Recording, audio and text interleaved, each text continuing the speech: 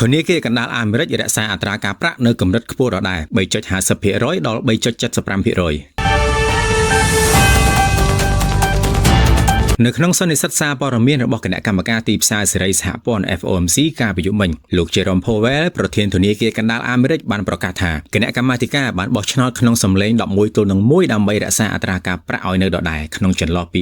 3.5% ទៅដល់ 3.75%លោក Powell បានថ្លែងថាលោកមានបំណងបន្តតំណែងជាប្រធានធនាគារកណ្ដាលរហូតដល់ការស៊ើបអង្កេតរបស់ក្រសួងយុតិធម៌ត្រូវបានបញ្ចប់ដែលមានន័យថាលោកអាចនឹងនៅបន្តលើសពីអាណត្តិផ្លូវការប្រសិនបើមិនទាន់មានអ្នកបន្តវេនលោកបានពណ៌នាអំពីស្ថានភាពនៅមជ្ឈមបូព៌ាដែលធ្វើឲ្យការសម្រេចចិត្តលើគោលនយោបាយនាពេលអនាគតត្រូវផ្អែកលើទិន្នន័យជាក់ស្ដែងតែទោះបីជាយ៉ាងណាក៏ដោយតាមតារាង dot plot នៅតែបង្ហាញសញ្ញាថាអាចនឹងមានការបញ្ចុះអត្រាការប្រាក់មួយលើកក្នុងឆ្នាំ2026នេះបើទោះបីជាមានការព្រួយបារម្ភអំពីអតិផរណាក៏ដោយប្រាក់ដុល្លារកើនឡើងខ្ពស់បានដាក់សម្ពាធដល់តម្លៃមាសឲ្យមានការធ្លាក់ចុះតម្លៃមាសអន្តរជាតិបានធ្លាក់ចុះដល់កម្រិត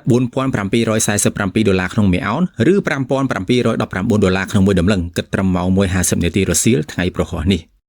បើកអ្នកនេះទិញលក់ហាងឆេងមាសឥឡូវនេះលោកអ្នកនឹងទទួលបានការបន្តបណ្ដាលនិងការប្រឹក្សាពីអ្នកជំនាញព្រមទាំងក្លាយជាសមាជិកនៅក្នុង Channel VIP ដែលគិតថ្លៃ